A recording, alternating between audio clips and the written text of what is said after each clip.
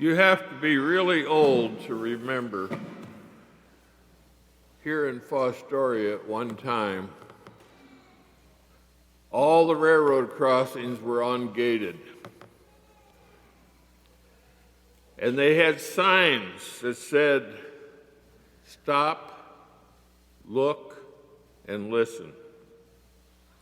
These were the instructions, or maybe even the warnings, to approach the crossings with caution and to use your eyes and ears to make certain that no train was coming. The readings today brought back memories of these signs and how their basic message should be very much part of our lives as Christians. It's important to stop, look, and listen so as to be attuned to the presence and message of God in our lives. It seems that our to-do lists are never completed because for every item we check off, 2 more items appear on the list. Stop and put aside the list. Clear our minds of thinking about what else, and quiet our souls so that we become aware of God's presence.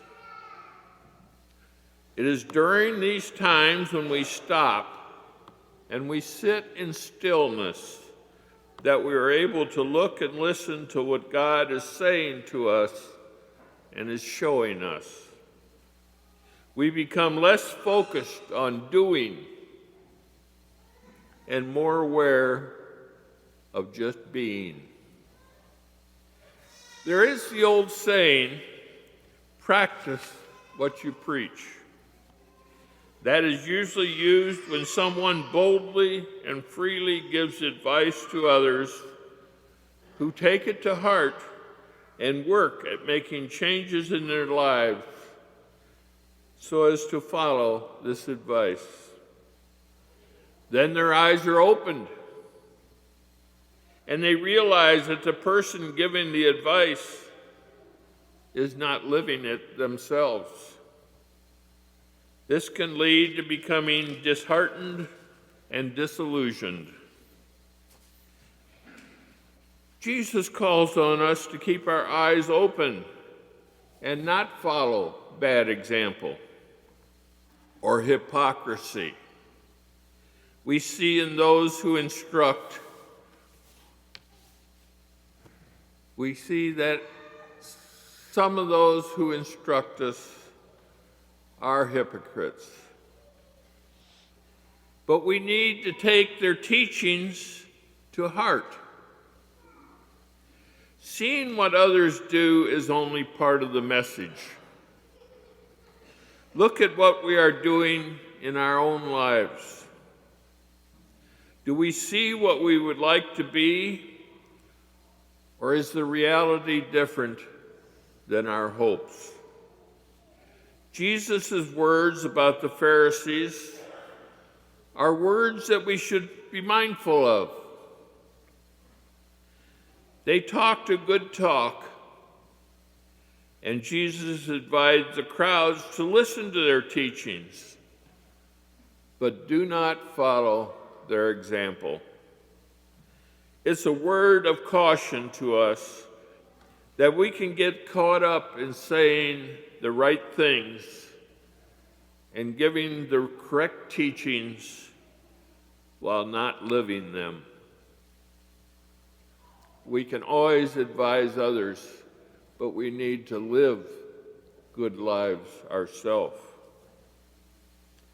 The true story that I'm about to tell you, Father Scott told me. There was a young college student who was sitting with his mother and others in the congregation at Sunday Mass. The preacher was giving a homily, and he was talking about the readings, and the young man must have been listening. At some point during those Masses, something triggered in his mind that made him wish to serve the Lord and his people as a priest. It was not an easy decision because he was blind and he could not see. He was ordained a priest just a couple of years ago in the Diocese of Owensboro, Kentucky. In the course of his studies, he told a fellow seminarian that he made up his mind to be a priest when listening to that preacher years before. This last summer, I went on retreat at the Gethsemane Monastery, and it's what some would call a silent retreat. You don't talk. You just stay still. The first rule of Saint Benedict is listen. Listen. Listen with your ear of your heart. Listen with the ear of your heart.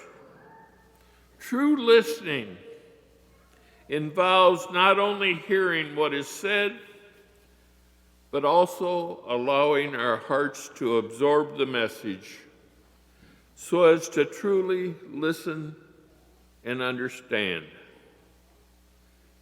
In Mark's Gospel, Jesus asked the question to the crowds who were seeking a sign, but not listening to his teachings. He said, "Do you have eyes and not see, and ears and do not hear?" How well do we listen? We hear the word of the Lord in the sacred scriptures, and if we listen with our heart, something might just strike us as the Lord speaking in a very personal way.